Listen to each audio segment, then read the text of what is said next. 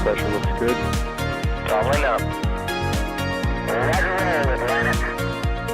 Water towers can fly! Yes! Echo Delta nominal. Flight down speed off. Bring in, speed off. Off. Yikes. You bet. Concur. We don't need any more of these.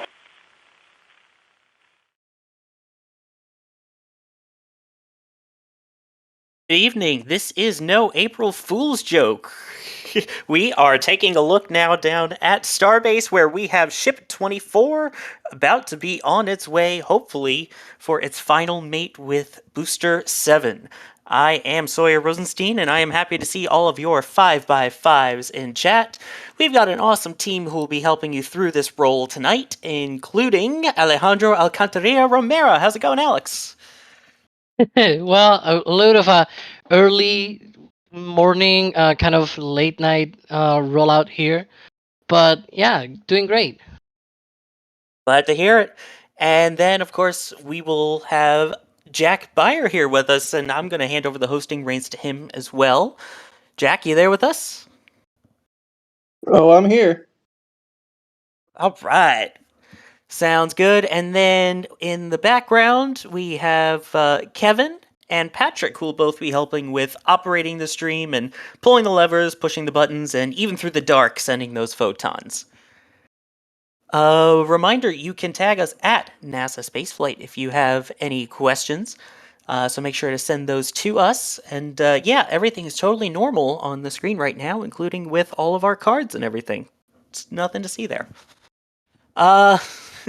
So, while this is getting going, Jack, do you want to take on over the hosting role and tell us what's going on here tonight? Yeah, sure enough. Hopefully everyone can hear me all right. Essentially, well, what we're watching tonight is Ship 24 finally getting rolled out back to the launch site ahead of what we hope will be stacking on Booster 7 for the final time, or maybe second to last final time, or who knows, but hopefully Ship 24 is going to the launch site. We'll stay at the launch site, and we'll see a launch of Starship soon. Exactly. And again, reminder, you can tag us at NASASpaceflight with all these questions as we progress here. And I do love that picture of you, Jack. Just saying. I think we should keep our keep these cards. Totally not April Fools. All right, let's take some of your questions in the meantime while we're getting ready to go here. Let's see. Kevin Bradford asking, do we know that the stack will be happening immediately after the roll or just the roll tonight? Alex? Well, that is a tricky question, because is there gonna be a stacking right off the bat, or is there gonna be a stacking maybe closer to launch, or maybe even both? We don't know at this point, right? It's sort of a watch and see situation here of, the final steps preparing for launch. It's really cool, because now this is the point where we get to see new things that we really haven't seen before. Like, yes, it's a stacking, but now it's like it's getting there. It's for launch. It's actually for launch, right? So, oh god, it's like, yes, we're there. That's the way to put it. It feels like it's for real this time. Like we're seeing this movement and not just, oh, it's going to go for testing, something like that. No, it is moving for flight. It's really exciting to see. That'll keep you up even at 1 in the morning Eastern and all of that. And just, get you excited. Let's see. Here's actually a really good question from Christian Frolic. We've been talking about Ship 24 for such a long time. When was Ship 24 actually built? Around this time last year. So March, between January and February, March, April. I think it was May when it first rolled out to the launch site. So yeah, around that. Okay. Yeah, it seems like we've been talking about it for so long, and yet it's only been a year. But it's also interesting to see in that same year the improvements they're already making to Ship 26, 27, 28, and so on. Yeah. Let's see. Yeah, so while we're have a moment here, what is the path that we're going to be taking here over to the launch site? So what are we expecting to see for this roll here tonight? Yes. So right now it is heading out from what is called the Remedios Avenue, or Avenue of the Remedies, or something in English. Um, it's basically only Spanish, and then it's gonna go into Highway 4 and head left from where it is located, away from the camera view that we're seeing right now, and roll down. I think it's about 2 miles or so from that point all the way to the launch site. And yeah, it's pretty much very, very straightforward all the way down to the beach from this point on Highway 4. All right. Yeah, it's kind of good to get a bit of a picture of where we're going here and where the ship is at so far. Really quick, we'll take a few super chats here. Methane Man, perfectly appropriate as we get ready for launch, gifting 5 Red Team memberships. Thank you very much for doing that. Musical Wolves coming in with 2 questions here. First, asking, is it really foggy? And yes, the word we're getting from the ground is it is very, very foggy. So we will do the best we can to get you the best pictures of the roll. And then Musical Wolves again asking, is Ship 24 delivering bacon to the launch site? Jack, I think you would know the answer to that one. No, it's not. But now you said roll, and now I'm curious. Is it like a Swiss roll or like a bread roll? Like what kind of roll are we talking here? Well, I guess the roll can have bacon on it now, right? Deal. There you go. Bacon roll. I love it. And appropriately, Starship 24 coming in saying it's time for me to shine. Shine away through all the spotlights here. All right. Here's a couple more questions. So Yeah. before you go into more questions, I just tweeted something because I was sort of getting a little bit anxious there because we're approaching that launch of a Starship, and we're getting to the point of actually getting notices of that launch, of marine hazard notices that have been released just today, like 2 hours ago. I got sent the email with the notices, and they are like for real. It's like when I saw they usually say like the location, and it said Gulf of Mexico rocket launching, and I'm like, wait, a rocket launcher from the Gulf of Mexico? There's only one that I know about. So I ran to my PC to draw all the maps. It has like a list of coordinates and everything. I tried to draw them on one of my maps, kind of things.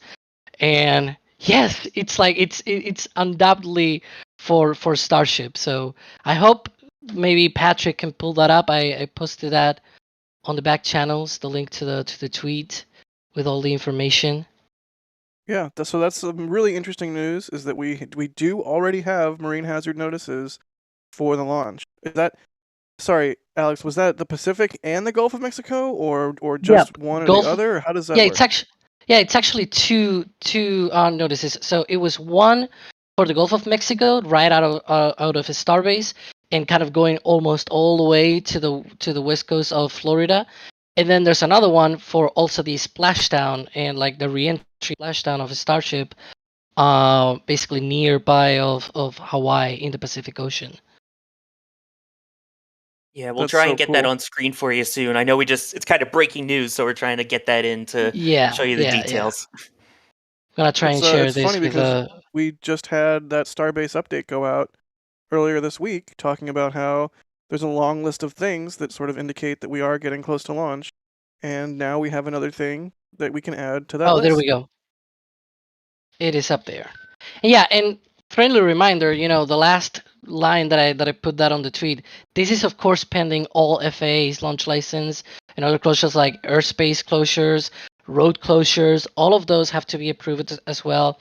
And as we've seen in the past, especially with hops, for example, even all the way back to Starhopper, these can be released, and then we might not see the actual launch happening for at least a few weeks because maybe readiness with the vehicles, readiness with the paperwork, and things like that. So don't be surprised if April 6th comes and then it's already changed to, I don't know, like April 12th to April 15th or something. So there you go. But these are the first. How does it work when they update the dates? Does the notice just stays up but just changes, or do they have to issue an entirely new notice, or how does that work? Yeah, so they basically sent another one, and at the end it says canceled the previous one. So it says like each notice has its own code for them, and it allows them to be able to sort of know which one it is. And instead of just they cannot really, like, there's not an easy way to just go back and change to the previous one. They just publish a new one, and at the end it just says cancel this X other one that was coming before. Well, that's a really great catch. So thank you for having your eyes open for that. I think I'm gonna be what I'm gonna do here in just 1 minute. I'm gonna try and put this so that it's shareable, and then I think it's Kevin, the one actually with the live stream operators. So I'm gonna share that on the back channels, and he can actually go in and zoom in and everything. So give me just a minute. All right, we will give you just a minute. Look at that view. That shot. Yeah. If this doesn't make it real for you, I don't know what will. There you go. Ship 24 rolling to the launch site. Appreciate the spotlight truck rolling with it too. I know, right? What a guy. Always got to make sure your lighting's good. Oh yeah. We have a message from John. Thank you for grabbing the floor to say what a wild ride. Tank Watcher to the Bring of History. I suspect they meant Brink of History. Thank you, NSF. Let's get that merch shown on. Ah, they got a launch, entry, and landing shoot. Thank you so much. Falcon 9 love there. Yeah, we'll have to do a Starship version at some point after Starship successfully launches. Yeah, after we learn what the exact procedures are too. Yeah, right, exactly. Okay. It's been sent. Maybe they are preparing it in the background. Excellent. This is a great shot of the approach of a Starship. Yeah, this would be Starship is coming off of Remedios Avenue and is about to take a right turn from our perspective towards the launch site. If I'm not mistaken, I could be wrong, but based on where the high bay and mega bay are, yeah, it looks like it's about to turn right onto Highway 4, head down the road to the launch site. Still with all those counterweights on it too. Are those the counterweights on it as well that we could see? Yep. There we go. Yeah. See if you can peek between them, get a little glimpse at the Raptors in there too. Yeah, maybe we'll get a nice look at as it goes side on to this perspective. Just a quick note to reiterate how cool the self-propelled modular transporters are. I never get tired of seeing these work. So many little wheels, the sound they make, the fact that they're just able to. They make it look so effortless. I'm sure the operator would not describe it that way, but each wheel able to turn independently, and they're just fun to watch. So if that's the case, does every single set of wheels have its own steering wheel? Wow. I mean, I guess each wheel would be its own steering wheel. Okay, that sounds fun to steer, just saying. All right, here's the graphic. Are we able to zoom in on this and see how close it gets to South Padre Island, for example? Oh, there we go. All right. Yeah, you can see all the way there. The sort of the point of origin is undoubtedly Starbase. that is the location of the launch, and then it goes off to the east. Because that's what rockets tend to do. It's a very weird kind of shape for the area, though. Can we take that full screen as it's going by the side? Sorry, I want to see those engines. Yeah, there you go. Nice. Beautiful.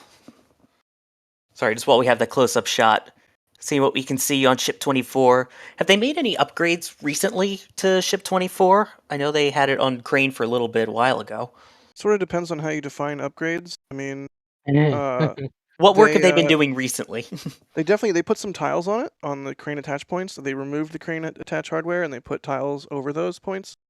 And they were visibly doing work inside the payload section. What they were doing, I unfortunately don't have X-ray glasses, so no idea what they were doing inside there, but they were working many, many days inside the payload section up there with a crew lift, doing their thing. So Those are the two visible, to us from the outside thing they did, where they finished off the tiling on the ship and they were doing something in the payload section, which immediately makes me think and wonder out loud, what, if any, payload are they going to put on Ship 24?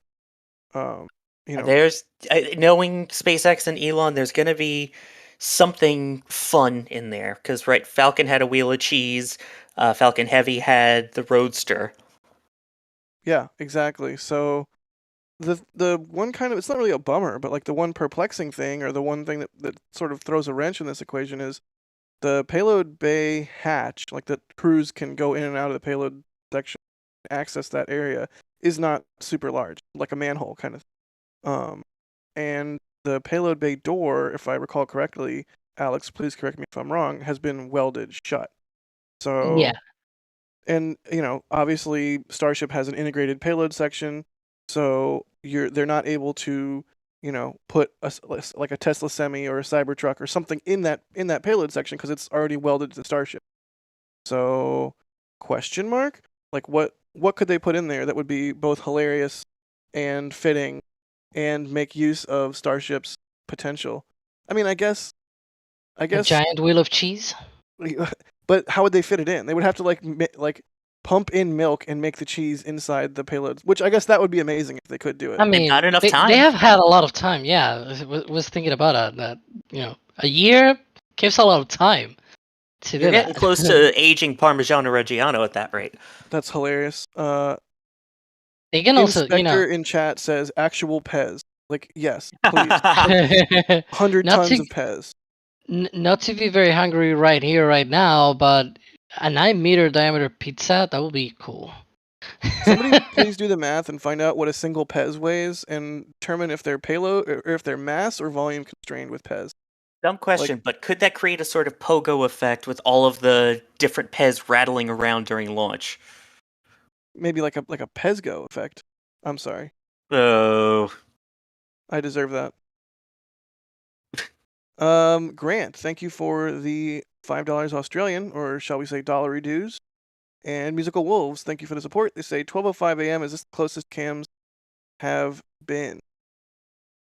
To what? To Ship 24? I think to the roll, probably. That shot that we just had a minute or two ago. It was pretty close. I think it's at least equally close. Question. Thank you there, Musical Wolves, for the support. All right, shall we do some questions while we watch Ship 24 now make its way down Highway 4 towards the launch site? Sure, it is trucking, by the way. Yeah, it's really moving. Wait, is it toward or towards? I'm not a grammar guy. I always say Depends. Yeah, if you're British, maybe it's towards. an American say towards.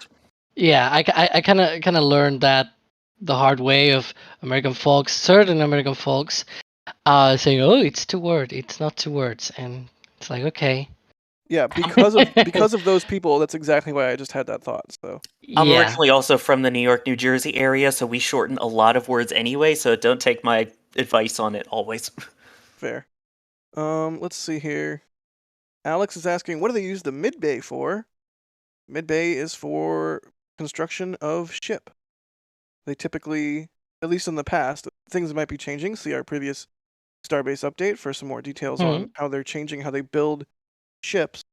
But typically, ship sections will be stacked in the mid-bay. Then they'll move that whole integrated section, basically the tankage of the ship, over to the high bay for nose cone install. Now that has changed for Ship 28. We don't need to really go into the weeds there, but if you want to know more, check out the most recent Starbase update we put out. I think that came out, Monday morning? But good question. Let's see. Okay, I don't know how to say this word, but I've heard this word said. I'm not going to try and say it, but the history, this word. Axolotl. Thank you. Axolotl.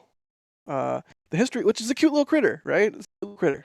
Yeah, they even put it in Minecraft. Nice. The history axolotl is asking, when do y'all think launch will happen? I'm going to go with May. And at this point, I am really starting to feel like May is woefully late, like it's going to happen at some point. April. So I would say sometime between now and mid-May, I think is a good bet. Here's What the do you question: think Are we talking starting- about launch or launch attempts? Let's go the letter of the sentence here and assume launch itself is what they're asking, not like 3 attempts and then launch. Let's go with when is launch itself going to. Sawyer, go first. All right. I'm going to say likely the last week of April, because I think they're going to try the tests, as Elon was mentioning in his tweet, around the 3rd week. But I think it's going to take a couple tries to get there, perfectly honestly. So I could see it happening the last week of April. Alrighty then, Alex, what do you think? Well, I'm gonna say between the 3rd week of April and the 2nd of May. Nice. This like the 2nd week of May or The 2nd or week of May, yeah, not yeah, May 2nd, yeah. Nice. I think you're getting better at this, Alex. Normally, if I asked you a question like that, you'd be like, "Oh, I don't like no." Yeah, like, between spring and fall of next year. Small Between improvement. now and when it launches. Now we're down to like it's in like 2 weeks, like the Anytime like the between moon now and and the heat everything. death of the universe. Exactly. Yes. Yep. Grant, thank you for the $5 dues. Appreciate it, as always. Thank you to everybody for all the support. Let's see. What should be the next question? Michael Rosser is asking, will they have to pressurize Booster 7 before they stack Ship 24 on? They generally keep the vehicles pressurized at all times, right, Alex? Yeah, and it's also connected to the ground systems through the booster QD. So QD, quick disconnect. So yeah, it's not really that big of a deal unless something goes wrong with the ground systems. But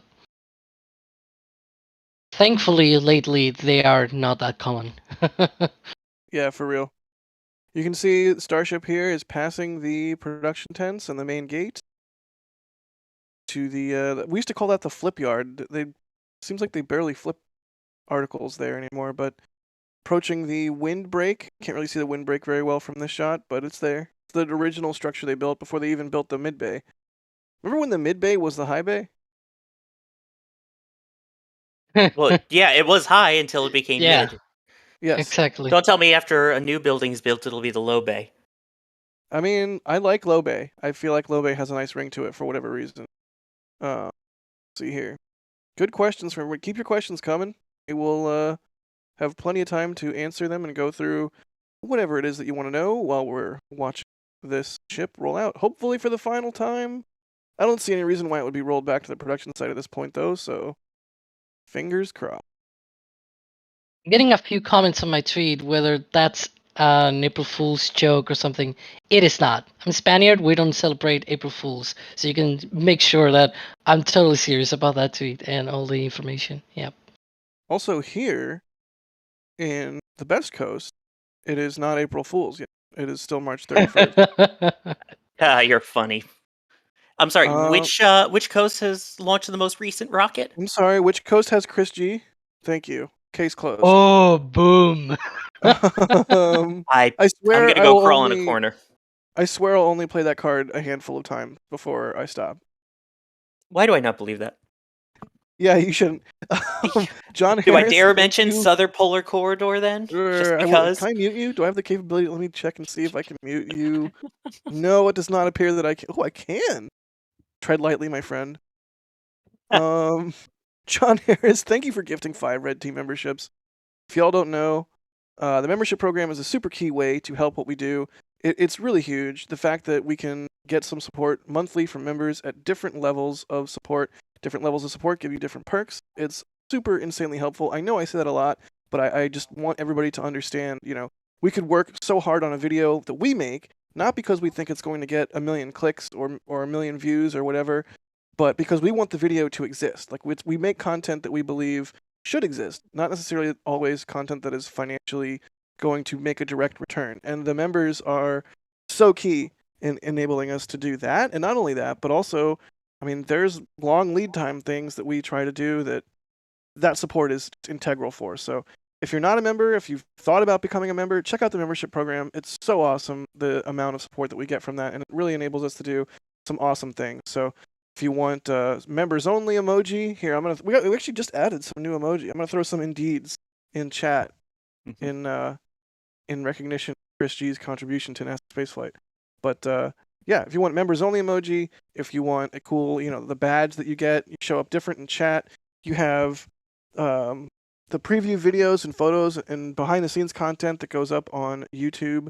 And there's also the Discord. Of course, that's the biggest one, I think, is the members Discord is a vibrant, awesome community. Go in there and hang out in the gaming channel, see our abominations that we make in Kerbal, or you can go and hang out in a sports ball channel and talk about sports if that's what tickles your fancy, or go in the small set channel, whatever channel. There's a whole bunch of them, all kinds of different topics. Anyways, that's my spiel. Thank you, John Harris, for gifting 5 Red Team memberships. If you got a membership from John, be sure to thank them. Thank you. Holy cow. Kevarev, thank you so much for the $200 super chat there. That is outstanding. Holy cow. I can't even. Wow. Just wow. They say, I just want to show my appreciation for you guys and all the hard work you do. Much appreciated. Kivo Rev, thank you so much. That is exceptional. I mean, just wow. I'm almost speechless. That's a huge amount of money. Huge amount. So your appreciation is noted, and we will keep on keeping on and doing what we can to provide you guys with as good a coverage as we can for all spaceflight events, not just Starship. But, definitely Starship. Just wow. Holy cow. Thank you, Kiva. Yeah, unbelievable.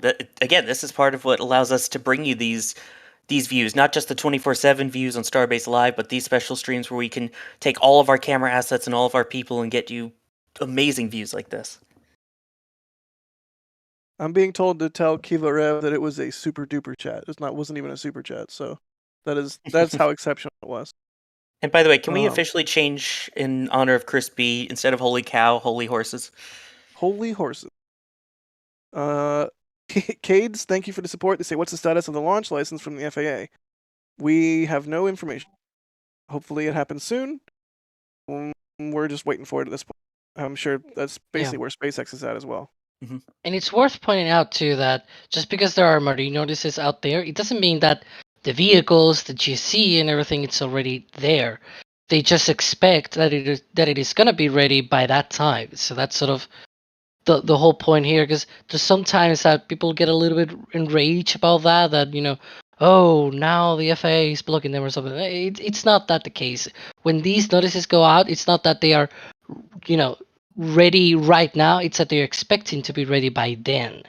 And even then, because there's still like 5 or 6 days until that start of the window. So there's certainly time for these to be delayed a little bit more to the right. So I'll leave it at that.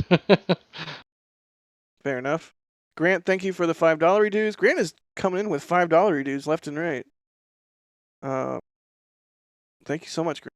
If I can click it, scroll bar will go. There we go. Thank you, Grant. Nerd gifted 5 Red Team memberships. Thanks, Nerd. Really appreciate that. Again, if you got a membership gifted to you, be sure you thank the person that gave it to you. If you're wondering how to get a gifted membership, like how to get the gift, I think it goes to a mix of people who are active in the channel. It's like based on engagement. I mean, you've gotten it a couple times, right, Alex? Yeah. I'm not. Boy, I'm actually now paying for it because we've been doing some behind the scenes, for members content and things like that, and I wanted to check it out myself because YouTube, for some reason, doesn't really hand that out to mods of the channel and things like that, so you actually have to pay. But I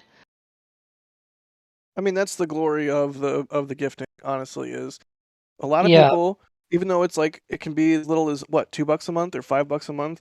A lot of people will not do that. In the same way that people won't pay like 99 cents to get all the storage they need to back up their phone and not lose their photos if something catastrophic happens. Like, But for some people, it can That be an sounds inconvenience. like That's for some people that could be food for the day, so I understand it. So yeah. regardless, I mean, if you can't support us monetarily, you can always just like the Hmm. stream, and if you Absolutely. chat with us Exactly. too, keep engaging, keep chatting. Not only does that hopefully, in theory, better your chance of getting a gifted sub, but it lets YouTube know, hey, people are really interested in this thing, and gets more people to enjoy Starship together.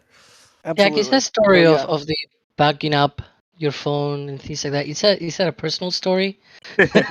No, because I believe Okay. in backing things up. I know, Hmm. people's whole lives are on their phones. If you don't have a backup, you drop it in water, or it falls out of your pocket on a roller coaster, or I don't know, whatever. Insert catastrophic thing here. It gets You left don't behind have. while you're setting up remote cameras. Yeah, there you go. Don't leave me. Um, so it's just Members would get that joke. yeah. Yep. I just a lot of times people will balk at spending 99 cents a month, which is fair. Some people don't have that, but either way, membership program cool because it shows people essentially by force, hey, this is what you could get, and yeah, I'm glad we converted you, Alex, to a paying member, and hopefully many more.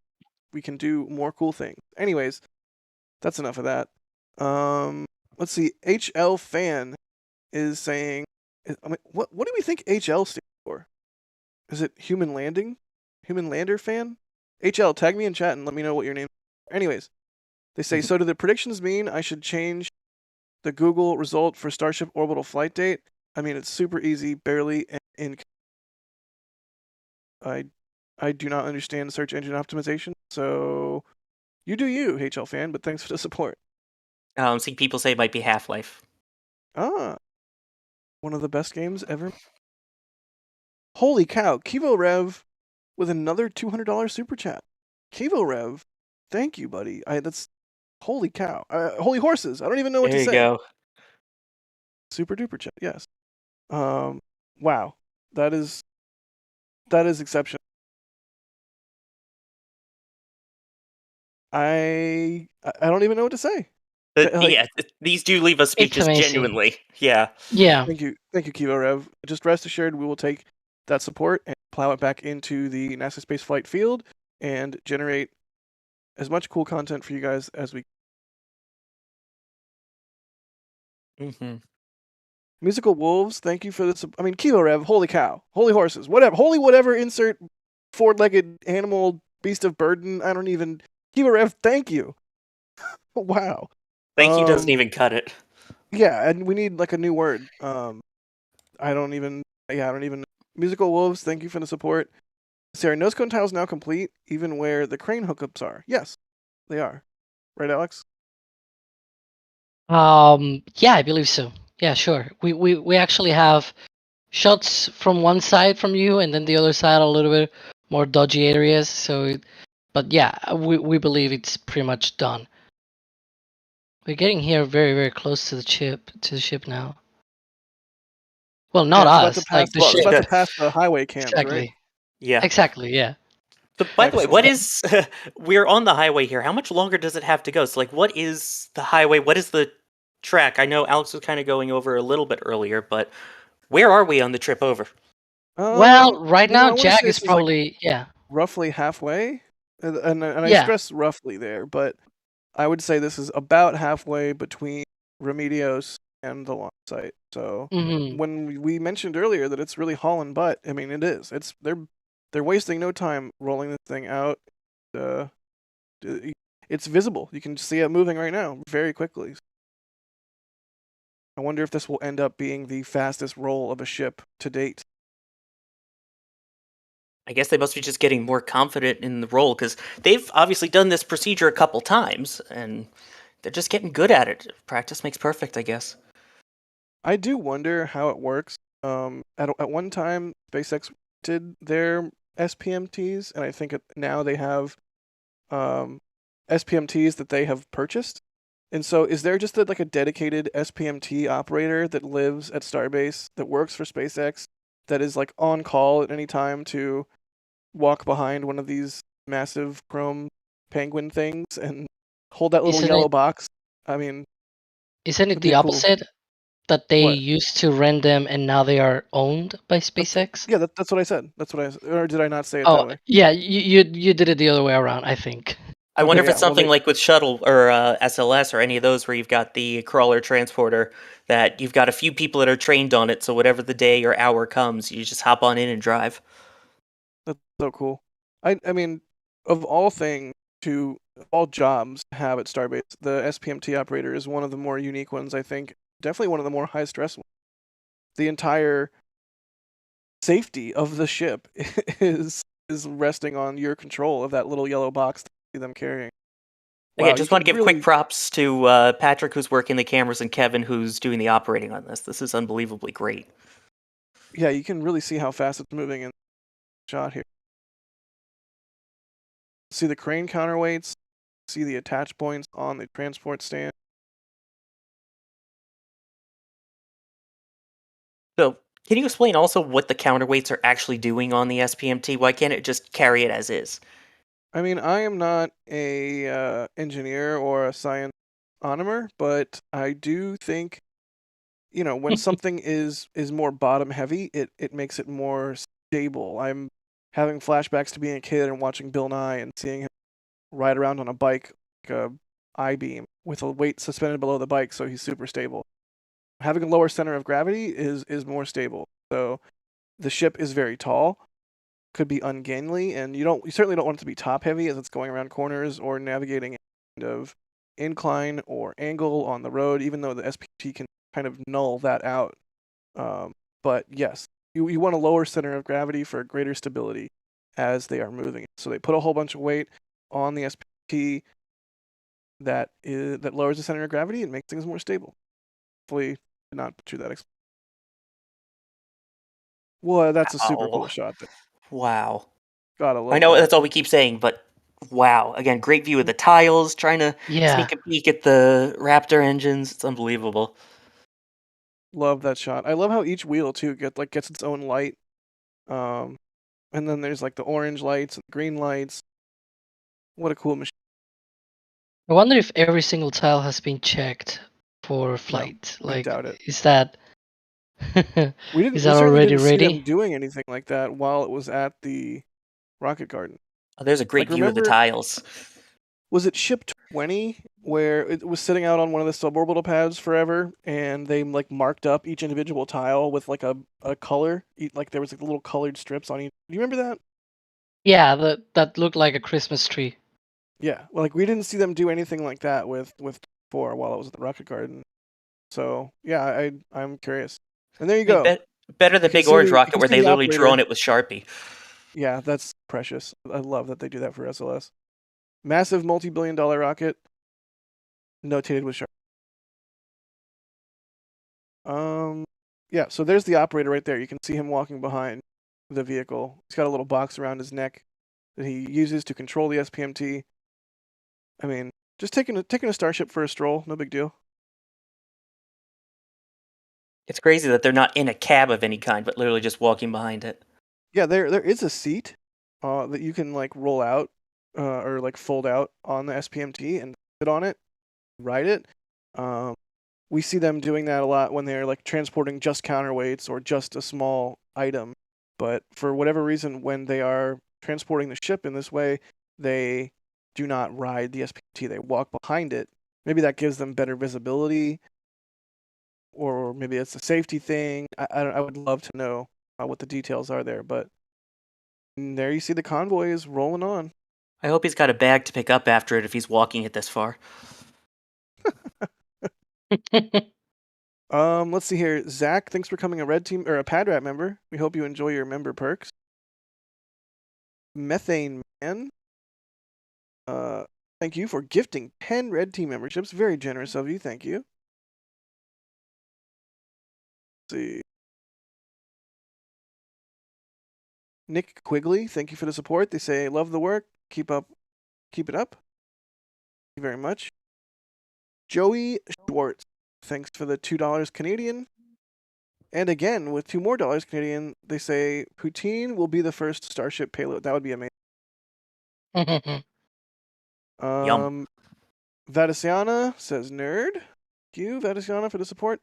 Jeremiah coming in at a Capcom membership. Thank you, Jeremiah. Hope you enjoy Discord access. Pop into Discord and say hey.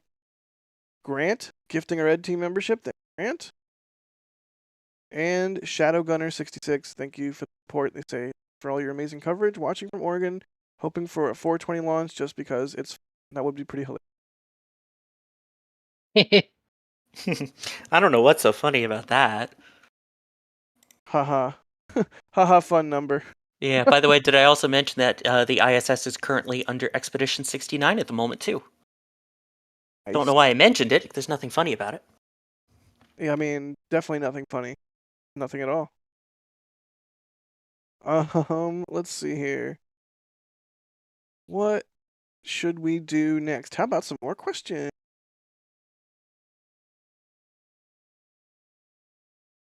Ethan Ellis says, we have been focusing on the cargo version. What about the crew version? I mean, I think suffice to say we're focusing on the cargo version because there's a lot of unknowns for the crew version. It'll probably be quite a while until we do see a crew version.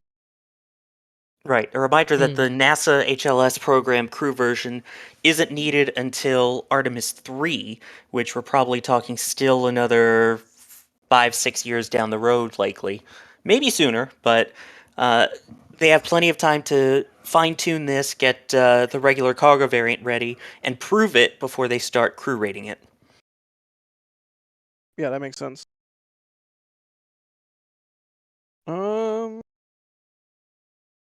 Thomas Marshall, thanks for the support there. They say you guys are awesome. No, you're awesome. Because you're helping NASASpaceflight do what it does. Let's see. Liquid oxygen in a bagel. I like that name. Yum. Lox bagels are delicious. They say, what is the probability of a 420 launch? B-Day, so hoping to stay home from school too. I would say it's a fair, it's a fair chance. Maybe like 50-50. Who knows? But fair chance. Guys? I think they'll make an attempt. Again, my guess is they're going to have a few scrubs, which is not a bad thing, because then they're going to learn, they're going to be able to fix things, since this is the first time they're going to fire all 33 engines while it's fully stacked for longer than a couple seconds here. So I think they'll try a couple times, fine-tune it, and that will hopefully lead to an even cleaner liftoff a few days after. Yep. Yeah, I think that's a good bet, if you ask me.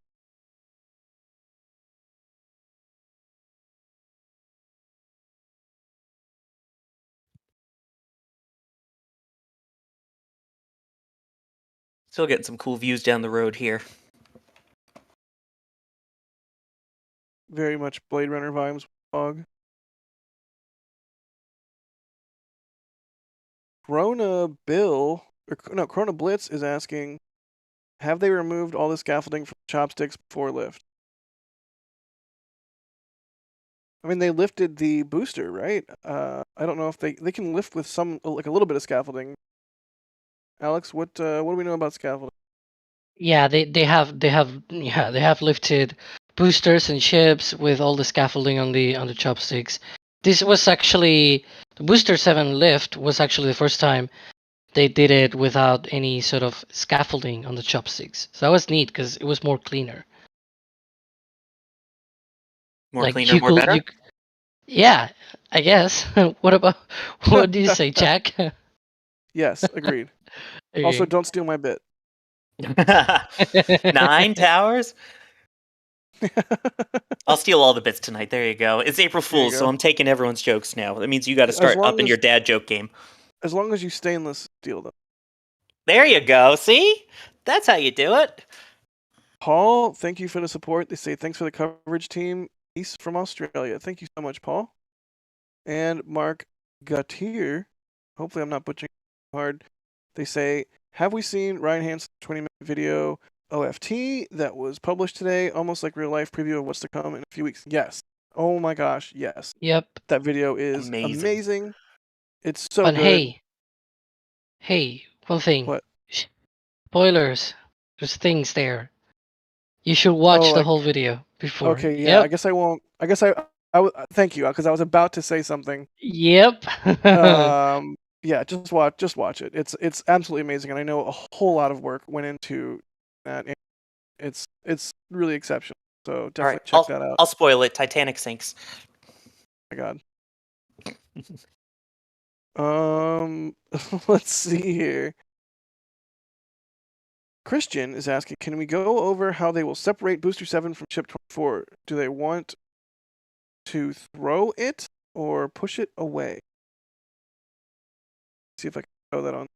There we go. I think they're asking whether it's a spring mechanism or a push mechanism or hydraulic or it just goes. Yeah, I mean, there is no pusher mechanism on top of the booster. Like, when you see a Falcon 9 launch, you see the second stage separating from the first stage, there's that like pusher piston that goes inside the MVAC nozzle. There's nothing like that on Starship. So I think the two options for how SEP is going to go, option A is, dare I say, hot staging. Very Where hot Starship station. sort of just blasts off off of the top of the booster. I don't know. Or, maybe that just the two separate. There's a pause and then Starship fires its engines, something along those lines. Or they could do something like what they do with Starship, where they begin to rotate the stack and sort of like sorry, did I say Starship? With Starlink. Where they begin to rotate the stack and it's sort of like a flick where the rotational momentum, I'm not a physicist, I'm sorry. The momentum of the rotation transfers to the ship and moves it away from the booster before it ignites. So something along those lines, whether it's the hot staging, pause and fire, or a Starlink style flick. I'm not sure what they're going to go with. I don't think that's been publicly announced, but certainly something we'll have to watch out for and be excited for when it happens. I'm really getting serial number 8 vibes here, where there are just so many unknowns. We will certainly be surprised. Ooh, looks like we have a picture from Nick up. Excellent work there. Gotta love the reflection. Beautiful. Great shot out in the field there, Nick. Very cool. Love the lighting, the reflection, and again, even the fog kind of backlighting it there. It reminds me of some of the metal prints that we have right now on shop.nasaspaceflight.com of Starship. That's really cool. Indeed. William Evans, thank you for the support. Nosley is asking thoughts on when they'll stack. They could stack as early as wouldn't shock me.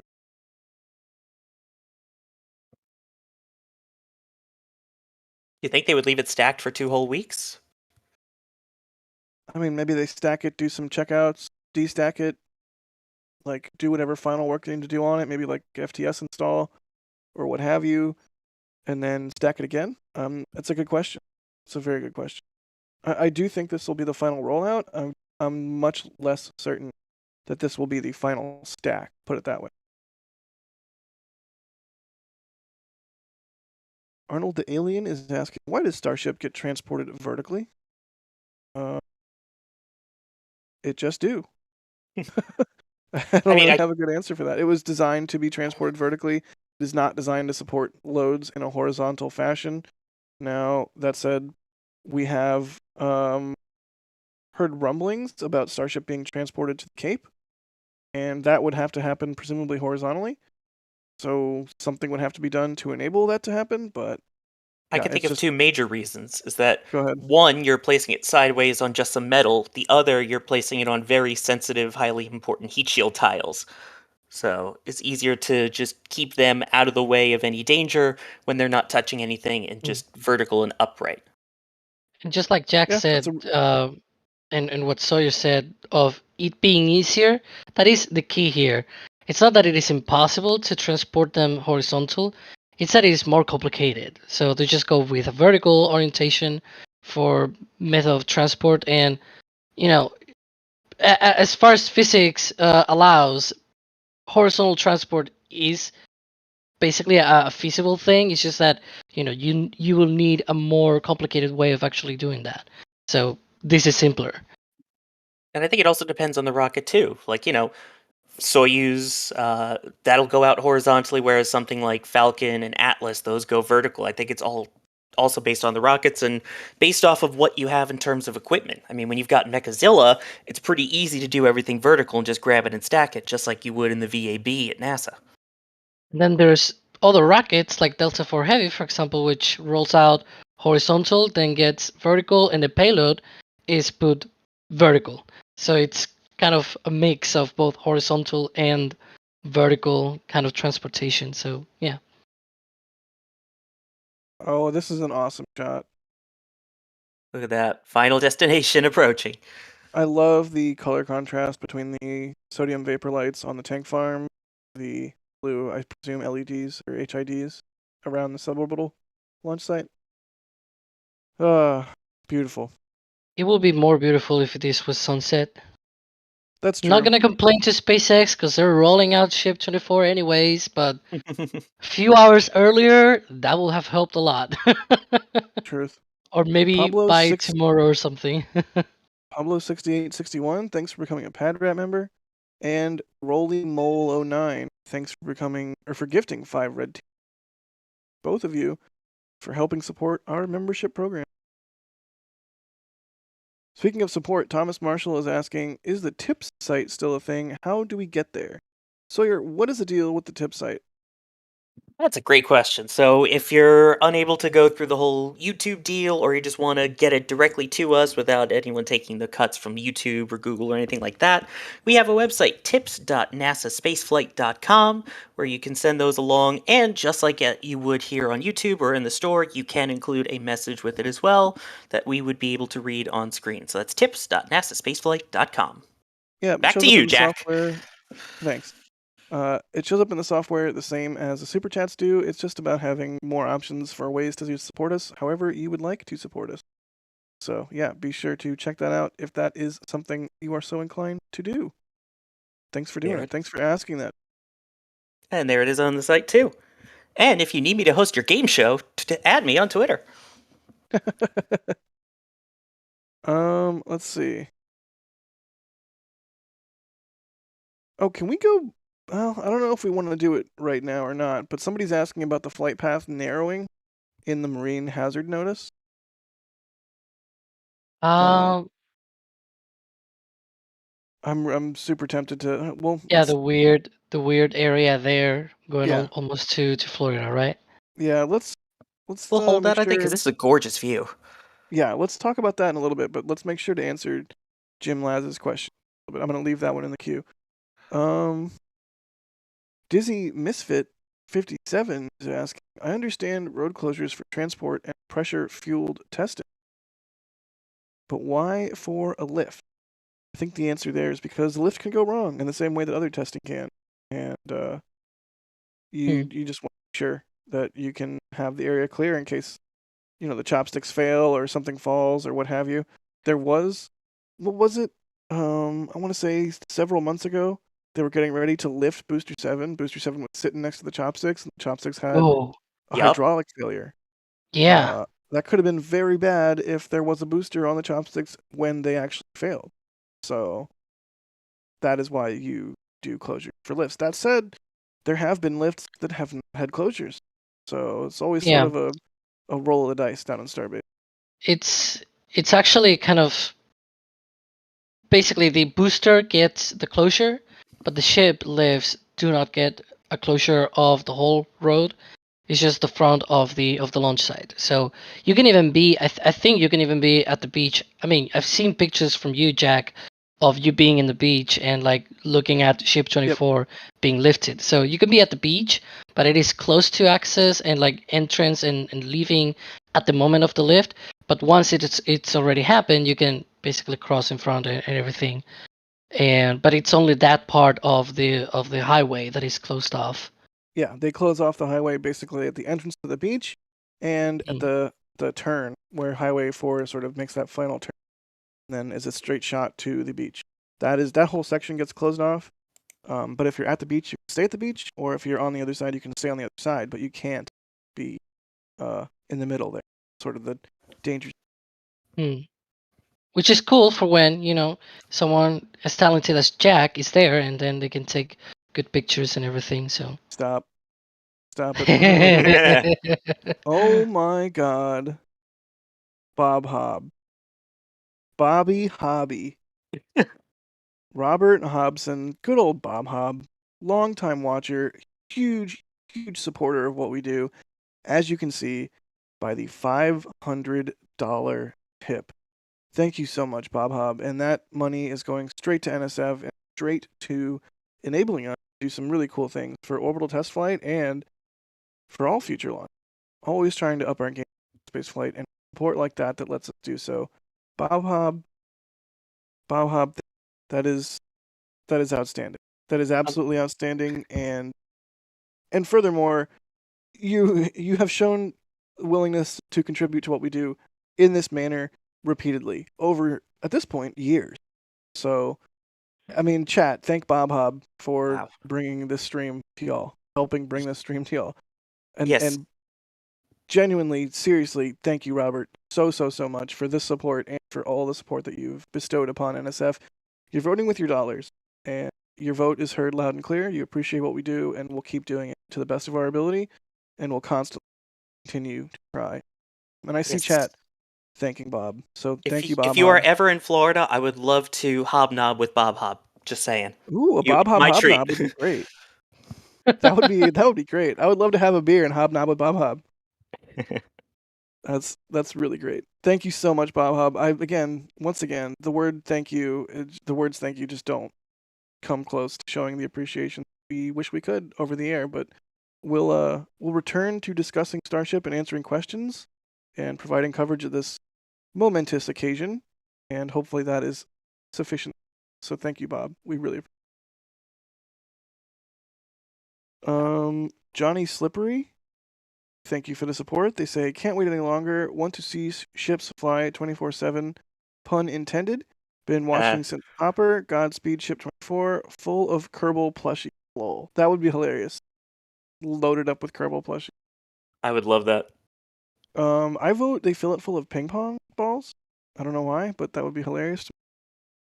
I still got to see. I don't think anyone sent us the math on the Pez yet. Oh right, yeah. Somebody do the math. What are they constrained on? They fill it full of actual literal Pez. Mass or volume? Jared, thank you for the support. Gifting 5 red team tips. Thank you, Jared.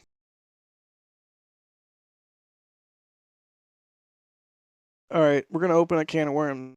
Who's got their can opener ready? I use pull top. Sorry. All right. Well, get your pull top ring ready. John Lineman is asking, will this flight technically be suborbital? Why are they not going for full orbit? So the first thing we should note is that plans could have changed since we previously heard what their plan was. Plans at Starbase are constant. So who knows? It's kind of the sort of thing that we'll have to wait for the launch license to come out and details of the planned orbit and all of that before we can make definitive conclusions. But previously, it has been said that it will be just barely suborbital. Basically, orbital, but it'll be capable of a single orbit, and then it will re-enter sort of naturally. In case they lose control or contact with the vehicle, it will just re-enter naturally and not create a large amount of space. It's important to note, though, that the orbital in the orbital test flight name and everything, that is not about it going into orbit, but this is being a test of the orbital configuration. So, and this is actually something that SpaceX has written, like literally on paperwork, where they say the Starship Orbital, and they refer to the ship being an orbital ship, because it's the one that is in the configuration of when you send a ship up into orbit, this is what it will look like. And so this test flight is supposed to test the same kind of similar launch profile, similar reentry from when you go into orbit and come from orbit with this ship and the booster, and obviously the ground systems and everything. So the orbital part of the flight is that this is testing that it's not about the trajectory itself, it's about the what it is being tested here, which is all for orbital. Yeah, that makes sense. D Mullins in chat saying it pretty succinctly, where you know exactly where it's going to land on a suborbital flight. If it's orbital and you lose control, it's a coin. There you go. No, then it's a Chinese launch. Stop. That's wow. Hello, Big March oof. 5P. Big oof. Okay. Breaking news. Do you like that? The new breaking news sound effect we're doing. This just in. Breaking news. Wow, Here's Jack Byer with your news. You really do have news voice. That's It's almost like I used to work in news before I worked here. Yeah, it's almost like you did that for a long time, huh? We have an update from Moldy Space. Moldy Space, thank you so much. They say they did the math. They're constrained by mass. Starship has the volume for 1.6 billion pez, but can only lift 141 million pez. That is amazing, Moldy Space. You're the literal best. Thank you for doing the math. That is great. Also, I'm glad you did not get flattened by a tornado today. Holy cow. Methane Man. Wow. Methane Man with a $100 tip. People are using the new tip system. Thanks, everyone. Thank you so much, man. That's a huge amount of support. They say, love y'all's live streams and the work all of you do for our entertainment. Absolutely, Methane Man. I think I can safely say that everyone here at NASASpaceflight loves getting everyone hyped up about spaceflight, and with your support, we will continue to do so. So thank you so much. Methane Man, you should have an alt account that's just CH4 dude. At least it's not Hydrogen Man, so otherwise he'd be leaking what he'd be sending us. Wow. Sawyer, I don't know why I'm ever surprised. Literally, Wow. just have the GIF from the command up at all times. That's amazing. But seriously, thank you, Methane Man. Thank you to everybody who is supporting what we're doing tonight. Kivo Rev, with even more support. They say, holy horses. Thank you, Kivo Rev. That is, you're gunning for Bob Hobbs' top spot on this stream. You're getting close. So thank you so much. It's truly exceptional.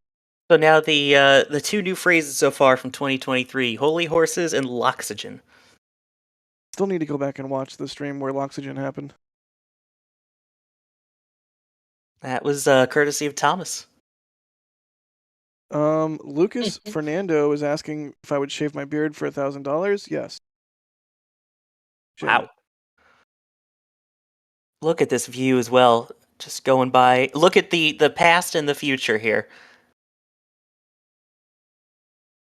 Starhopper welcoming Ship 24 back to the launch site.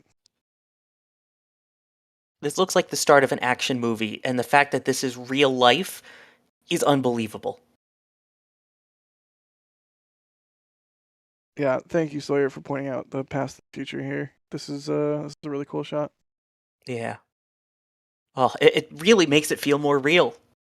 I don't know why. I mean, it's felt real before, as we've seen this a couple times, but this one feels different. This is hopefully the final flight roll. I'm just kind of soaking it in for a moment. Yeah, me too. And imagining maybe Daily Hopper could do something like Starhopper, checking the papers, and then being like, "Good luck, boy." Oh, that's nice. Yeah, a high tip and things it's like like sitting that. at a desk with like glasses on, going over the paperwork. Yeah. Love seeing the hoppy emojis. Let's see here.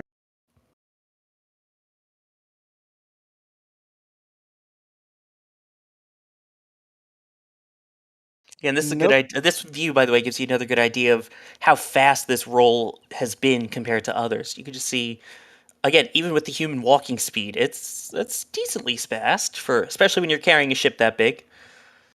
Yeah, they were scooting, no question. And making a turn. Yep, turning right into the launch site, and I assume they're going to go and park next to the chopstick. That's sort of what we'll have to wait and see for now. Because this is Texas, it's a rootin' tootin' scootin'. Wow. They're boot, scoot, boogie? I don't know. Apologies to all of our Texas viewers. I love Texas, been there a couple times. It's actually really nice. Don't mess with Texas. I've not been to Starship, though. Only a matter of time. Definitely need to make the pilgrimage down there. Yes, yes, indeed. Nokomis is asking, has there been a full stack static fire test? No, there has not, and we are not expecting, right? Yeah, I don't think we're expecting that kind of test. There was that NASA document that came out a while back that had sort of the milestones remaining, and full static fire was not on the. Question, by the way, that is that a pipe kind of right underneath our clock on the stream there, or is that something that's held down to the SPMT? What are all those tubes and pipes and things? That is the ship quick disconnect plate. That is the interface between the ship and the whatever pad it's on, whether it's the suborbital pads or the orbital pad. Those tubes will be running down to a pressurization system. But one would be for the LOX tank and one would be for methane tank. They would be presumably pressurizing those tanks with inert nitrogen gases. So, or it might just be ambient air. But I suspect, for cleanliness' sake, it's. But yeah, that's what those tubes are. Good eye there. Thank you. Yeah, and typically it's a nitrogen purge. Yeah, that would make sense, right? Like you don't want to introduce any kind of foreign object debris or any kind of potential contaminants to the into the system or into the tanks. So you use something inert that you know is pure, and not do that. And they already do it with Falcon as is. That's what they use when you see the 20-minute vent. That's what they use to purge the lines. Nice. Let's see here. Oscar is asking how far is the production site from the launch site. I think it's like 1.5 miles, 2 miles, between 1.5 miles and 2 miles, something like that. Not very. Sorry, I don't have an exact. And I would scoot 1.5 miles and. All right, sorry. I was Copyright into strike it. risk. I'm sad that it stopped as soon as. If I do more, I think we have the copyright risk. So. I'd be willing to risk it. Saying, you have a beautiful voice. Well, thank you. I used to be a professional singer as well at one point. Is that what that image? No, that was a chef image that I saw earlier. I have other images of me acting and singing that you will not see. Sorry. Right, yeah, don't. Because I know if I send them to you, somehow they will end up on a stream. Yeah, do not give me blackmail material. Exactly. Let's see, Alex. Here's one for you. Hater Slayer 308 is asking, what orbit option? Well, they say opinion, but I assume they meant option. What orbit options would Boca Chica give SpaceX? What sort of inclinations can they reach from launching Starbase? Well, inclinations they can reach between 25.8, I think it is. So the minimum and then maximum. So if you tread between Cuba and Florida, that's probably around maybe up to 28, 29 degrees. And then from the south, it's also similar. But then you could probably also get to about 33 if you go between Cuba and like Yucatan and things like that. In that other southern corridor, you could probably get to 33, 35 degrees inclination. And by doing a little bit of a dog leg, you could probably go into a higher one, maybe up to 43 degrees, which, if you might know about Starlink Gen 2, that is one of the inclinations that they are launching right now, those Starlink V2 minis on Falcon 9. So they could certainly get to those orbits from here, from Boca Chica, with a little bit of a dog leg. Nothing wrong with a little dog leg. Oh, those dogleg maneuvers, we, down the, I don't know, say southern polar corridor, you might see some? Angry me noises. Sorry, I had to bring it up. Too perfect. Yeah, no worries. You know what? I'll give you this one. Thank you. I'll take it. Chris K, thank you for the support. They say this was, fun fact, this was the first time that a fully GPS ship was rolled down Highway 4, and a first to be stacked on top of the booster as well. We got to get to the stack first, but yeah, that's a good point. Okay, thank you. Yeah, they had the crane mount, so that was open, right? Yep. And Thomas Marshall, thank you for the support. They say, here's a proper tip. Thomas, we appreciate it. Here's a proper tip. Wash your hands before dinner. Wow, Sawyer. I would. I mean, yes, do wash your hands before dinner, but wow. Sorry, had to. Anyway, continuing on with the actual event going on. Johan M says, I say they use a high altitude suborbital flight like Orion did in 2014. Hawaii is like 3/4 of the way around, so there is no need to risk the entry. Yeah, that is sort of what we have heard is the plan. Yeah, well, it's not going to be as high altitude as that Orion flight, because from other paperwork we kind of know that they're not planning to go higher than 250 kilometers, so it's not going to be super high. It's just going to be a dip into space and then coming back. A quick, dipping your toes into space. Yeah, I mean, well, judging by how long it's going to be until it re-enters, it's probably going to be more than just a dip, but like it's not going to be a high, apogee for that trajectory. Yeah, that makes sense. Wait, is it going to the suborbital pads? It has to kind of dodge a few equipment that is there. So it needs to go first to the right, and then goes around left, and then it goes to the launch pad. Oh, right. To It's kind the of like parallel orbital parking, site. right? Because it's got to sort of thread the needle in between a whole bunch of... Yeah. Yeah. Hopefully all of that will go away by the time of the launch. Yeah, less FOD, more better. Oh, no. No, it doesn't fit the scheme. More cleaner, more better. Clear. There we go. There we go. Yep. We got there. Look at the raceway. Oh, yeah. The raceway looks really clean. Yep. It's usually filled with little bits of wiring here and there. It's now very it looks properly closed out now. What is the raceway, by the way, for those who don't know? Oh yeah. So you can see all of that piping there, what we call there the quick disconnect. There's some piping going up there to the right, to the center right, and then center left. There's like square-ish kind of thing going up there, like a square thing going up to the top of the ship. That is basically an enclosure for all the wiring and things like that are on the ship. So the pressure lines are the things that are center right. Those tubes going up there, those are all the pressure lines and everything. And then you have all the wiring, a few other pressure lines as well on the other one. There's also the box for the flight termination system, which is the one like sort of where the circular thing up top, more or less. It's complicated without DOS art, but kind of trying to explain that. But yeah, that's sort of where the flight termination system is located.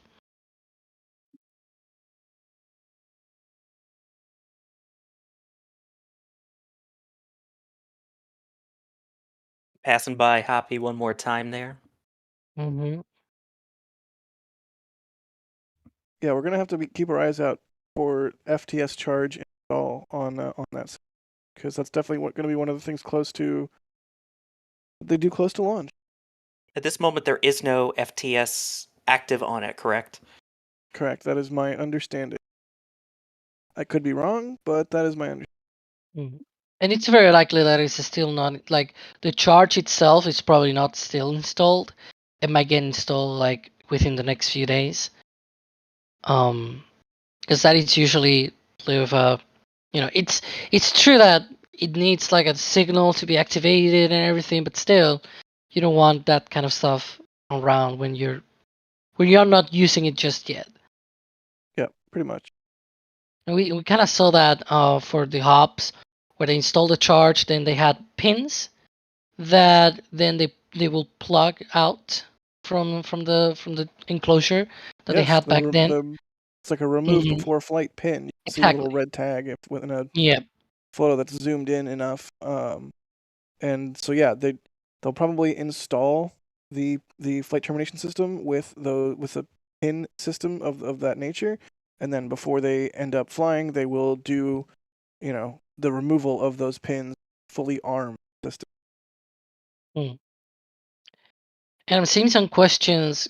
And I'm sorry for not using Michael's thing. I was very busy with the whole tweeting thing and everything, and I don't have the panel in front of me. But I've seen a couple of questions on the regular chat and everything, where they're asking about potentially when the stacking might happen and about road closures. As we mentioned before, they don't need a full closure of Highway 4, so it is not like usually they don't post those closures on the website just because of that. So it could be today. Like it could be as today I mean like Saturday already, which is already Saturday in Boca Chica. So it will happen later today. It will happen Sunday, maybe Monday. We don't know, but yeah. Yeah, good to note. Let's see. Drew Narcidus saying if the cargo door is welded shut, that means there will be no testing on the first. Look at Oh, that. look at that! The booster Wow. stand is heading back yeah. to the production site. Wow, talk about the triple threat there with all three of those in the shot. I mean, why will they need the transport stand for the booster, right? It's not moving anyways. Is that Well, it's activity gonna be going moving, on? but What's that chill going on there? That's pretty normal. yeah, it's normal activity. There you go. That's the booster transport stand moving away from the launch site. Hopefully for a last time, at least for booster 7. We don't know if it's going to be used for a later booster. Hopefully, maybe, because they have a lot of boosters in the backlog there at the production site. Yeah, So they're 9 probably and going to 10 need are this one. both in the Mega Bay right now, and they're presumably working on 11 based on sections that we've seen in Star Factory building. So Yep. So it's going to be very well needed. By the way, finish answering the super chat question that we just got. Not necessarily. It is possible that they put something in there before they welded everything shut. So there might be some kind of test mass on it. But if so, they haven't said anything about it publicly. yeah, yet another one of those things we're going to have to be patient and just wait for. And when we find out, it's going to be delightful, sure, whatever it is. But that's a really good question. Starship 24 says, when hop? Wait, no, wrong time period. Yes, Starship 24. The correct question at this point is when orbit. The Sun Express, thanks for the support. They say, fellows, what are the chances that the first payload will be a giant spring-loaded me in?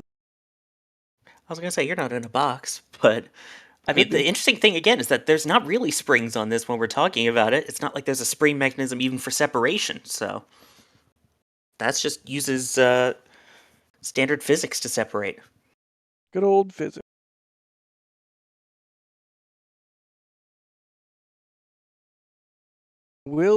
Willem D 20 is asking, why is it called a dog leg maneuver? I can answer that one. It seems pretty simple, but if you put it out on a map, it looks kind of like, if you've ever seen a dog that's laying down where their arm is, slightly bent, it will look like that on the map, where it'll start out going straight and then curve around and go down a different straight line. It's seen often on golf courses as well. They use the same terminology, but it's called a dog leg, and I'm not joking, literally because from the above it looks like a dog's leg. Thank you, Sawyer.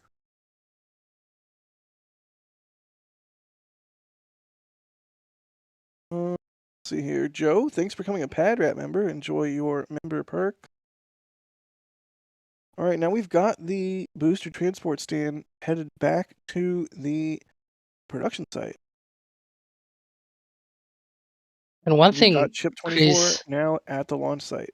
Exactly one thing, Chris, what we wanted. that oh, sorry, I thought you were done. One thing that Chris B just mentioned in the back channels was that they got to the launch site within 1 hour after road closures window began, and yeah, it seems like, hey, we have a little bit of time left, so let's roll back the booster transport stand, because why not? And hopefully that's the final time it'll be rolled out, like we were saying. The only way that Booster 7 gets out of here is by flying. It Yep. almost sounds like a threat.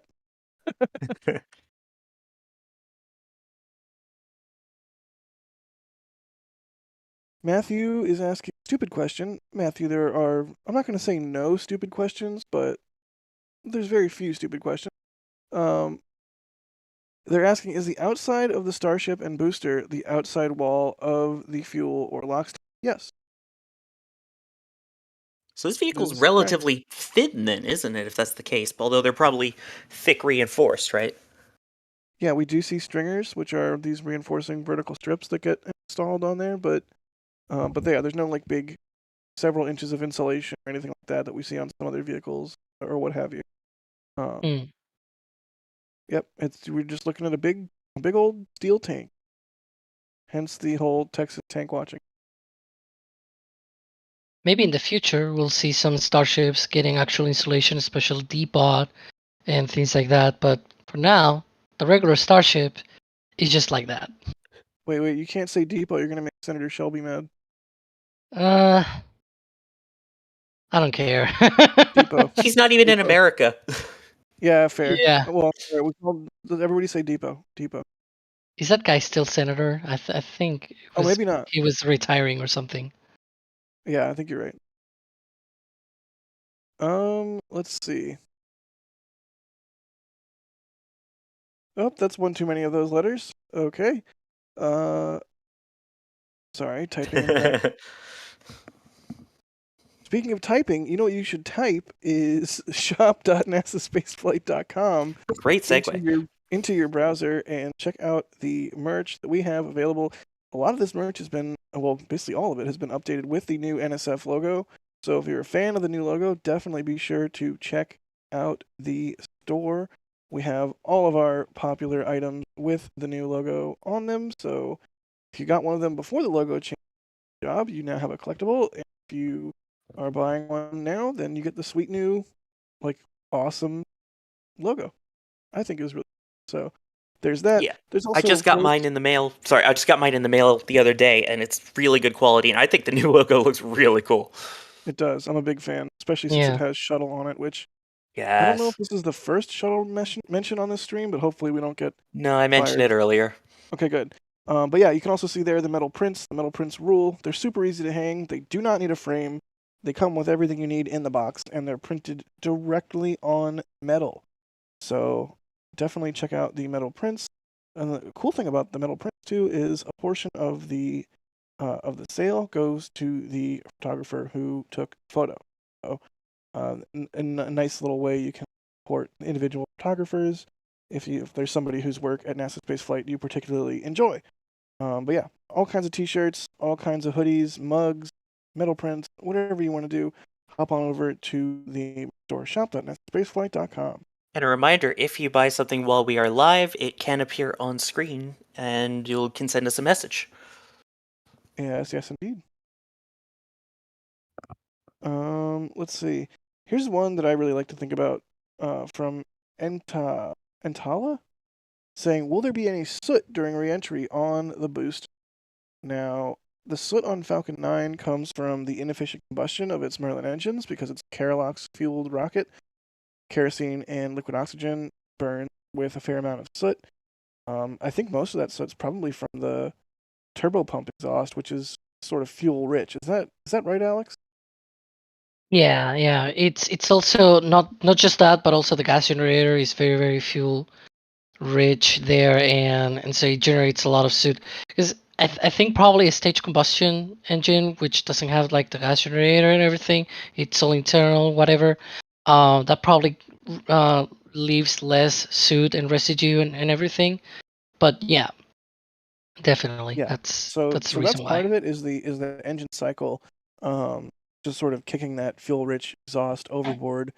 The other part of it is Keralox fuel. So Starship, of course, is methane and oxygen. Methyl is going to burn much more cleanly for that reason. Plus, the full flow stage combustion of the Raptor engine is also much cleaner. So I don't expect a lot of soot on the booster or ship upon landing or re-entry.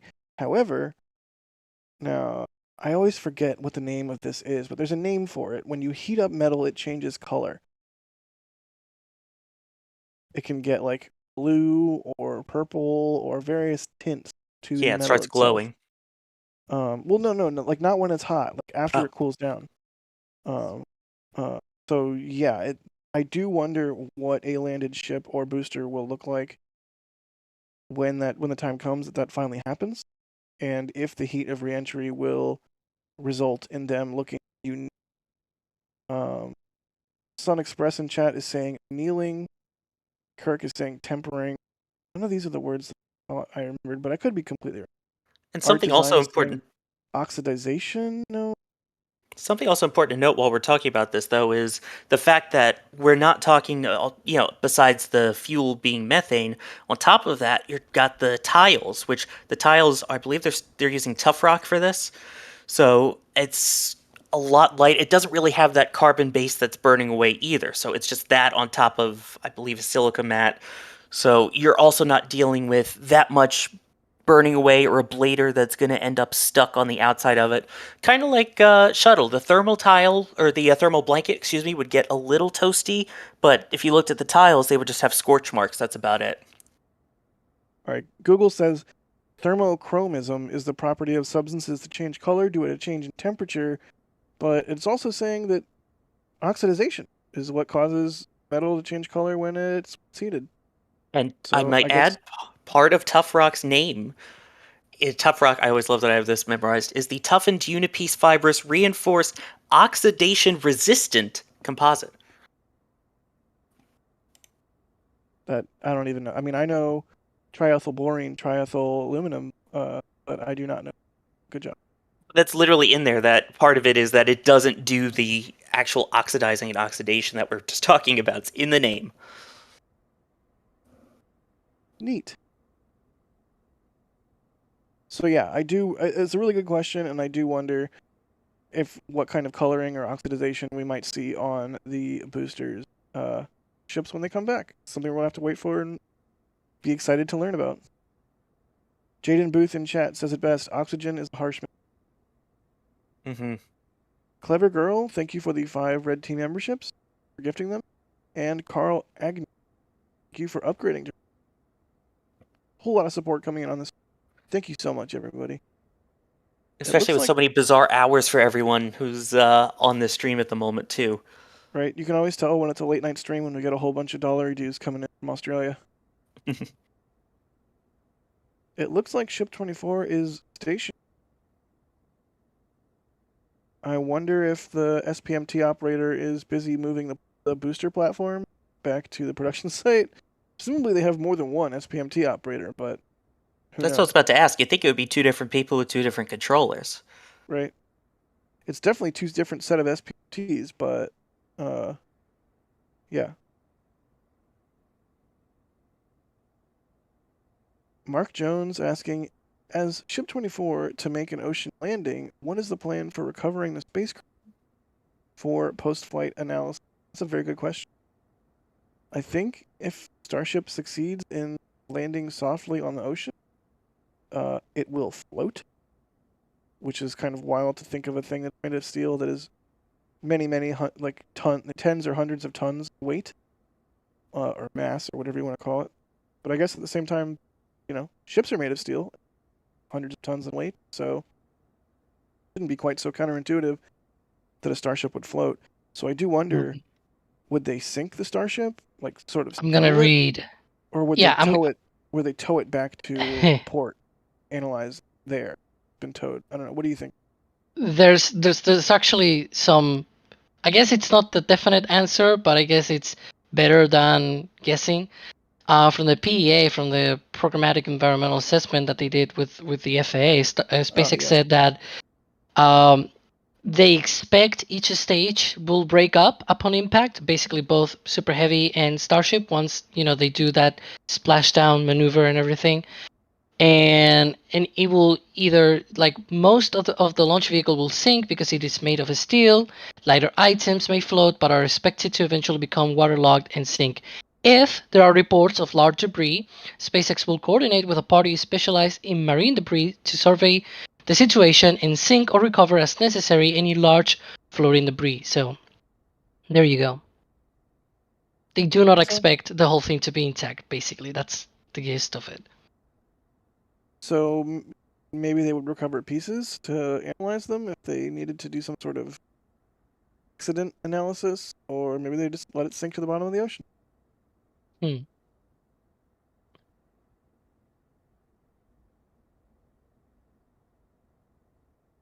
Liquid oxygen in a bagel says, why doesn't the re-entry heat destroy the engine?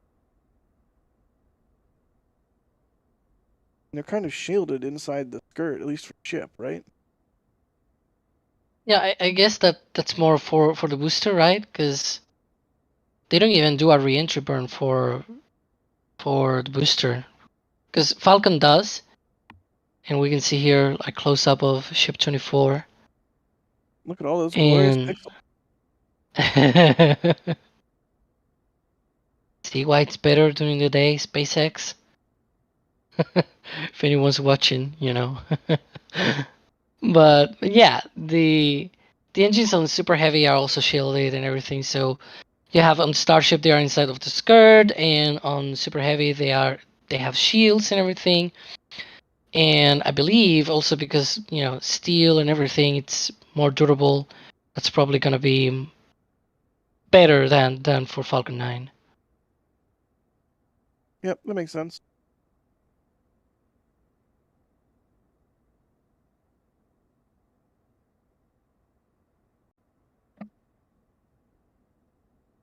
Here's one for Sawyer. Space Vulture is asking, what's the difference between these heat tiles and spaceship?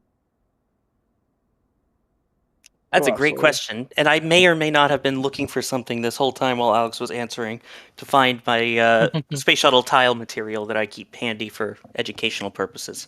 But anyway, so like we were talking about, there was the tough rock on the on Starship, whereas the shuttles was pretty much primarily silica based. There was a few different types of tiles. There were the tiles on the bottom that were the black tiles, and then the white ones. So the black ones were HRSI tiles. So those were the high temperature reusable surface insulation. Those could take, I believe, up to 2,300 degrees Fahrenheit. And then the other ones were the low temperature reusable surface insulation. Those only took about 1,200 degrees Fahrenheit. And on top of that, you have all of them are basically it's a mix. So it's mostly silica along with some aluminum fiber and borosilicate glass. So basically, it's a whole bunch of fibers that aren't melted together but are kind of interwoven together in the way that they're fused. So they're fused but not melted. That's how that worked. So those were very thin and to the point where literally if you scraped your nail on the material underneath the coating, you would actually damage it. So that's how fragile they really were. And of course, there are other parts of the shuttle that are more reinforced with reinforced carbon-carbon, and then there was the blanket, the thermal blanket that covered most of the rest. I hope I did Crispy and Chris G proud. Well, I had no idea borosilicate glass was involved. That's like basically Pyrex. Pyrex is a brand. Oh yeah, name a little bit. They're tiny fragments of it. It's not like it's a giant glass bowl that you can microwave. But yeah, that's really interesting. Yeah. Tracy, thanks for gifting a Red Team membership. Westy the Third, thank you for gifting a Red Team membership. Carl, thank you for gifting a Red Team membership. And Tony, thank you for grabbing some store. Let's see what Tony.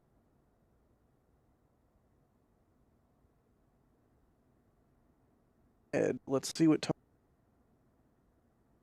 They got a Starship Assembly shirt. I love that shirt. It's so good. Alex, do we need to update that shirt?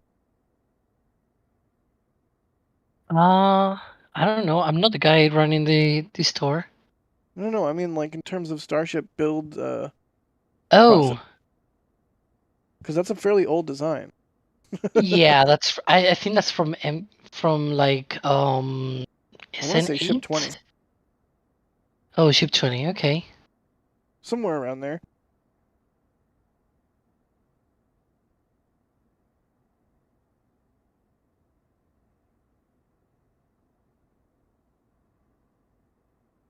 Jeffrey Lewis is saying, will the ship have the fins at the top of this ship? I do not understand this question. Who added this to the queue? Do you I think he's talking about the fins on the top. So whereas some of the future boosters don't really have it, the future designs they're working on, the fins at the top, which would I guess be more akin to the HLS version, whereas these will. So the one you see at the top with the flaps, they will stay on for flight. Oh, like ship 26 and 27 having the no flap. Exactly. Yes, ship 24 has flaps. You see them there? It has them. Forward and aft. I think that's what that question was asking about. That this is one of the versions that does have it. Excellent. Moment here. We're still watching the booster transport stand head back to the production site.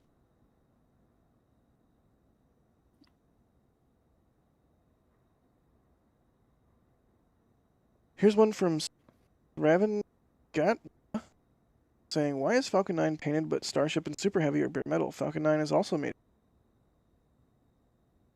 Alex, you want to spitball on this a little bit? I mean, yes, it's made of metal, but it's also different kind of metal. It's aluminum lithium for Falcon 9, and this is a stainless steel 304L.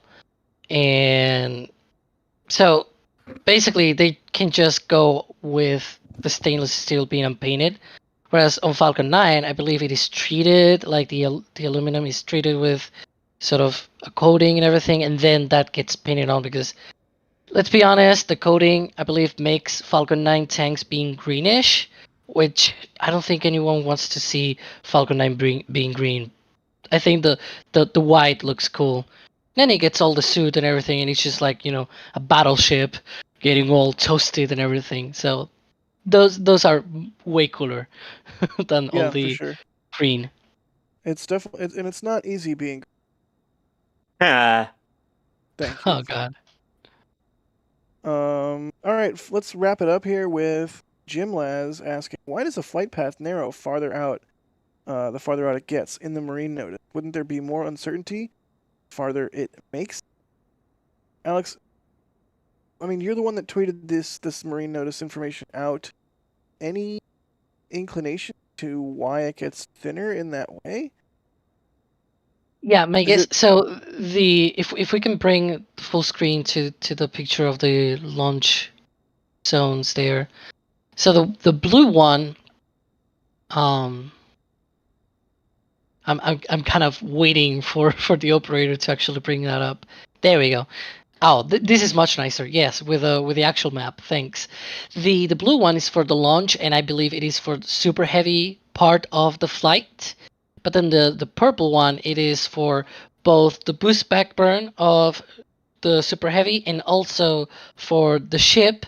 When it goes out into orbit, it kind of goes into that trajectory. So if it fails at one point of the trajectory, they kind of have that long, kind of thing.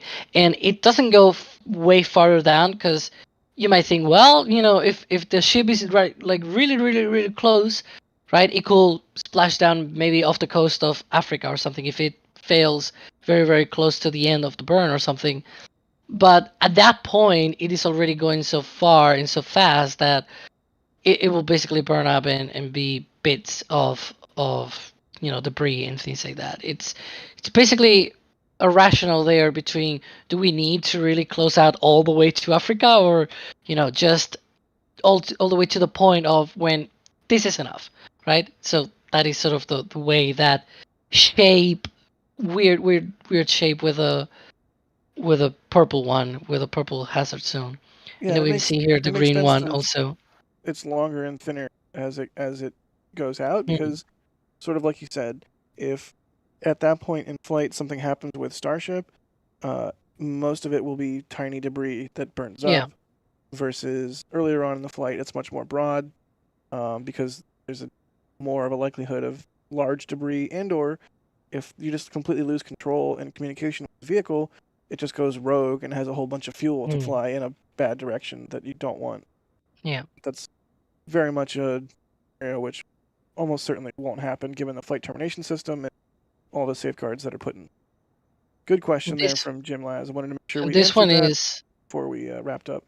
just because we're here in this one. This is the one for reentry, the green one, but there's like smaller one inside up there. That is the splashdown location that is expected for Starship. The little square there. Nice. So that is sort of where Starship might end up if actually survives reentry. We'll see. We will see indeed. And finally, Michelle, thanks for grabbing something from the store. They say happy anniversary to us. Thanks, Nick and NSF, for beautiful artwork for our new. Yes, indeed. Happy anniversary. Hope you enjoy the metal print. All right. Well, with that, as we watch the booster stand, head back to the production site and watch Ship 24 hanging out at the launch site, I think we will wrap up this live stream for tonight. You can always continue watching Starbase Live. Stay updated with all of the most recent developments with our 7 live stream there. But, of course, we can't stay live commentary-wise forever, so let's wrap it up. Alex, thank you so much for tating nights. It's always a pleasure. It's definitely cool that we're in this phase already. That within basically days of launch. 2 weeks. 2 weeks. And also joining us on commentary for this one was Sawyer. Sawyer, thank Thank you. It's always a pleasure to be here, especially now for all the Starship and everything, the streams. It's getting close. It's getting real close. It's making me feel young again and giddy, to say the least. you. Yes, indeed. And in the background, we had Kevin operating the stream tonight. Kevin, for all you do for NASASpaceflight. I love this. He's looking What do at you the mean? camera. This is totally normal. Nothing wrong because of today's date. No, of course not. I'm just saying, he's looking at the camera, so sus. People are and noticing already. I believe we also had Patrick in the background operating the camera.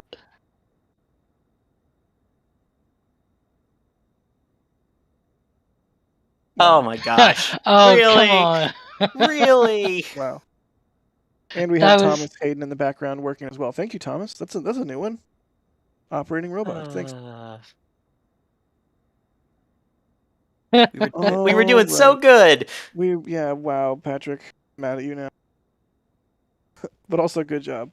Yeah. All right, and of course I'm Jack Beyer. Thank you everybody for watching. Don't look at that picture and stay tuned. We will bring you the very best coverage of all of the most recent developments at Starbase. So if you haven't subscribed to the channel, do so please. And of course, stay tuned to Starbase Live, our 24/7 live stream, to stay updated all of most recent developments. Timo, thanks for coming, a launch director. Thank you to all of our members. Thanks to everyone who supported us on this stream. Thanks again to Bob Hobb, Kilo Rev. Thank you everybody, even just for hitting the like button. So thank you. Have a good night. We will see you next time.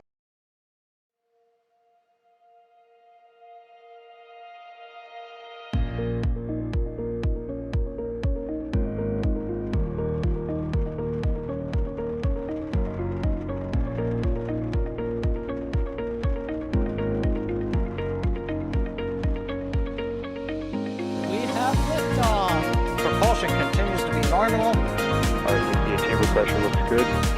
Toggling up. Water towers, fly! Yes! Tango down to nominal. Flight down, speed off. Bring in, speed off. Off. Yikes. You bet. Concur. We don't need any more of these.